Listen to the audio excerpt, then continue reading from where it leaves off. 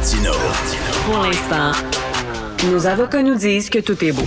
Alors, récemment, la Commission européenne a blâmé Elon Musk en lui disant, ils l'ont attaqué en disant qu'il ne fait pas tout ce qu'il faut faire pour lutter contre la désinformation sur le réseau X, anciennement Twitter.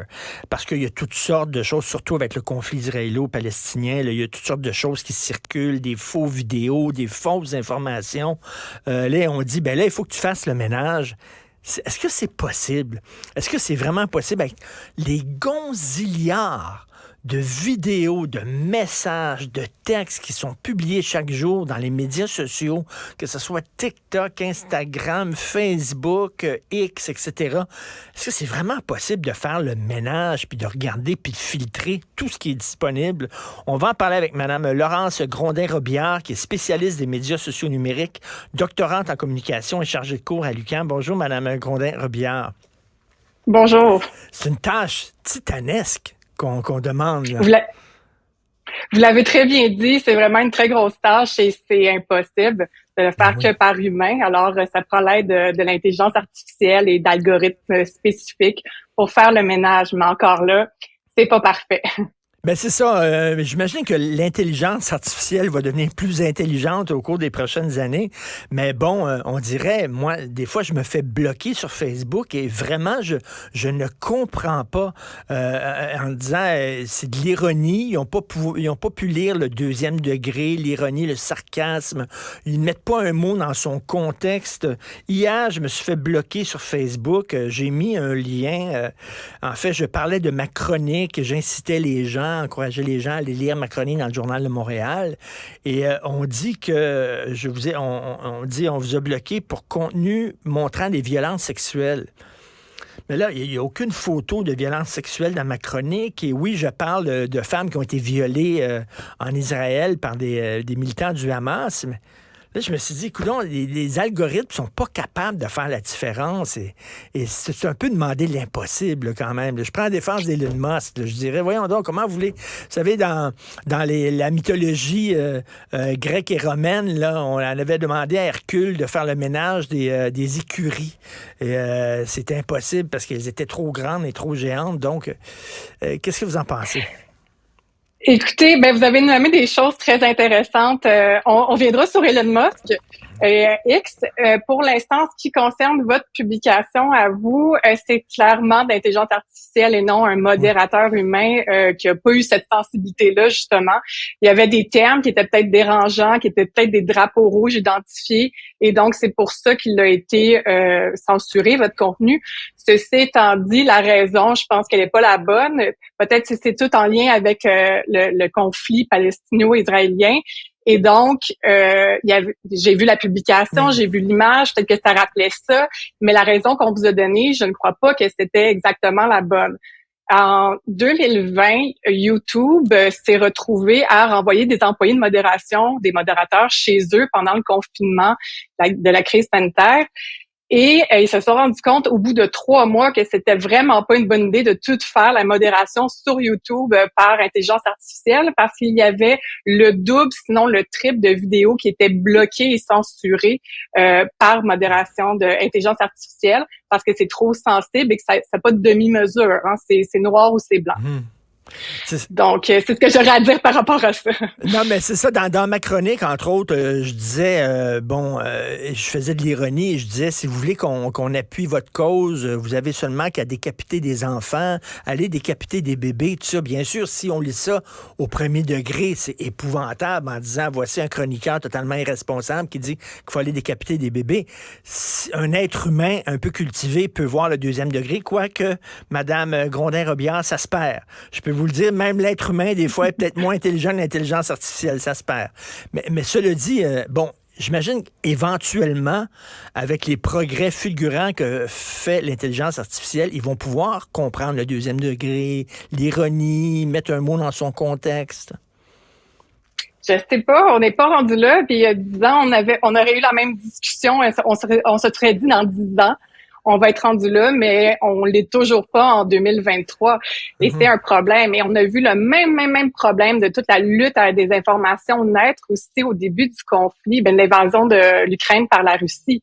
Donc, il y a un peu plus d'1 an, on voyait la même situation et on ne s'est pas amélioré. Donc, ça, c'est problématique. L'autre problème, c'est que parce que, par exemple, Meta a fait plein de coupures, a coupé en premier sur des employés de la modération en disant, on pourrait le faire par intelligence artificielle. Et on va retrouver aussi d'autres méthodes similaires, comme sur X, et là, c'est là que je reviens avec Elon Musk, qui va demander, au lieu de passer par intelligence artificielle, quoi qu'il va le faire, mais surtout à ses utilisateurs de noter les publications et de dire si c'est vrai ou si c'est faux, et si c'est faux, expliquer pourquoi. Mais le problème avec ça, c'est que on remet ça sur le dos des utilisateurs. Donc, ils doivent être super bien éduqués, super bien informés, avoir justement cette notion-là de 2e degré que vous avez très bien nommé. Et c'est pas tout le monde qui a ça. Et il peut avoir des mouvements. Mais c'est ça, il peut avoir je sais pas, des mouvements effectivement là, qui sont très biaisés, puis qui peuvent dire moi, ça va pas dans mon sens à moi. Cette information-là ne cadre pas dans ma vision des choses. Donc, je vais le bloquer. Ce qui est de la désinformation pour vous et peut-être pas de la désinformation pour moi. Donc, écoutez, il y a des choses qui sont bloquées des fois sur Wikipédia. Hein. Wikipédia, c'est les gens qui acceptent ou refusent certaines affaires en disant ça c'est vrai, ça c'est faux. On a déjà annoncé ma mort dans un accident d'auto sur ma fiche Wikipédia. Je peux vous dire que les nouvelles de ma mort sont fortement exagérées. Je suis bel et bien en vie. Donc, à un moment donné, est-ce que c'est pas mieux de dire, écoutez, ça va être le Far West. On laisse tout aller. Il y aura tout là-dedans, sauf, bien sûr, des meurtres, sauf, bien sûr, la sexualité avec mineurs, etc. Bon, et personne non consentante, ça, c'est sûr que c'est interdit. Mais le reste, coudonc, hein. Parce que c'est un mensonge qu'on se dit, c'est un mythe qu'on dit, on va pouvoir faire le ménage. On ne pourra pas faire le ménage de tout ça.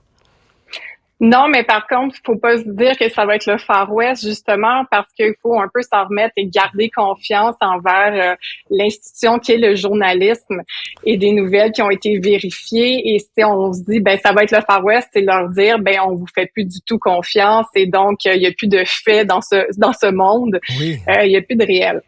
Donc ça, c'est dangereux.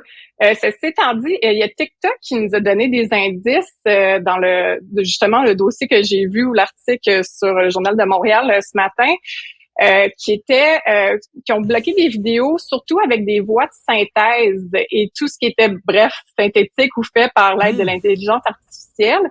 Ah. Et là, ça peut donner un petit indice sur avec quel genre de contenu se méfier. Donc, si j'ai une voix de synthèse sur TikTok qui va narrer la vidéo, là, je peux peut-être me poser des questions. Si en plus, c'est pas un compte qui a été vérifié ou un nom que je connais pas, ou surtout, moi, mes préférés, c'est les noms d'utilisateurs avec plein de chiffres après. Habituellement, c'est des comptes qui sont un petit peu louches. Donc, il y a ça. Ensuite, c'est quand les images sont trop lisses, sont trop détaillées, puis qu'on les retrouve pas ailleurs, ou les vidéos. Mais ça aussi, c'est un autre exemple que ça pourrait être une fausse vidéo, ou du moins qui essaie de nous tromper. Mais après ça, oui, il faut s'en remettre à la vérification des faits le plus possible. Et c'est sûr que ce qui est de l'ordre de l'opinion, là, ça, on peut pas le contredire. Votre opinion est aussi bonne que la mienne. C'est pas des faits en général. C'est ça, c'est pas des faits, mais c'est très difficile sur les médias sociaux de faire la différence entre les faits, les opinions. On dirait que tout ça se mélange avec le deepfake. On va pouvoir faire dire n'importe quoi à des gens. Donc, vous dites, ça, c'est quand même intéressant. Il y a des algorithmes, il y a une intelligence artificielle qui va pouvoir détecter, ça a été fait par un robot, ça a été fait par une intelligence artificielle, donc ça risque d'être faux, donc on va le bloquer. Tout à fait. C'est pas tout le temps le cas, mais oui, surtout si c'est un compte qu'on ne connaît pas, il y a des chances que ça soit un bon sujet de blocage. Et Madame Laurence Grondin-Robillard, en terminant, je pense que ça montre l'importance de donner une éducation numérique aux jeunes, hein, de leur apprendre de faire la différence entre un fait, une opinion, quelque chose qui est véridique, quelque chose qui ne l'est pas. Écoutez, Je connais des journalistes aguerris qui se font des fois prendre. Hein, ils prennent une photo en disant c'est une photo d'une manif qui s'est passée hier, publient ça sur les médias sociaux, puis on se rend compte finalement c'était une manif qui date de l'an dernier et qui était mise totalement hors contexte. Quand même des journalistes aguerris se font pincer. Vous imaginez, monsieur et madame tout le monde? Oui, puis mais il faut comprendre aussi, tant pour monsieur, madame, tout le monde, que les journalistes qui sont pris dans le moment présent. Ils ont une injonction d'être dans le présentiel, de tout de suite publier. Ils ont plus le temps qu'ils avaient dans les années 90 de tout vérifier. Il faut tout de suite livrer la nouvelle et ne pas la manquer. Donc, ils ont cette pression-là. Et oui, forcément, il y a des erreurs, ce ne sont pas parfaits. On espère qu'ils se rendent compte de leurs erreurs et ensuite, ils les corrigent pour justement monsieur, madame, tout le monde. Mais c'est problématique. Mais c'est plein de dynamiques qui font en sorte qu'on est pris avec justement de la désinformation. Dans ce cas-ci, c'est de la mésinformation. C'était pas volontaire, mais on a quand même été trompé ou dupé. Donc, c'est d'observer ces dynamiques-là. Et un sociologue, ça serait sûrement intéressant pour vous en parler ici. Et vous êtes chargé de cours à l'UQAM. J'imagine que c'est très important justement de donner une éducation numérique aux gens pour leur permettre là, d'avoir les outils pour essayer de distinguer ce qui est vrai, ce qui est faux, ce qui est de plus en plus difficile dans notre vie. Là. Tout à fait. Je donne un cours avec un collègue, Roland-Yves Carignan, qui a été journaliste et directeur de l'information Devoir. C'est information, propagande et fausses nouvelles. Donc, si les étudiants ils ressortent du cours avec pas d'outils, ma tâche n'aura pas été accomplie à la fin de la session. Merci beaucoup. En tout cas, c'est une tâche titanesque. Et puis là, on parle même pas de réalité virtuelle qui embarque là-dedans et tout ça. Là. Ça va être vraiment le foutu bordel dans quelques années. Madame Laurence Grondin-Robillard, spécialiste des médias sociaux numériques, doctorante en communication, chargée de cours à l'UQAM. Merci beaucoup. Bonne journée. Merci.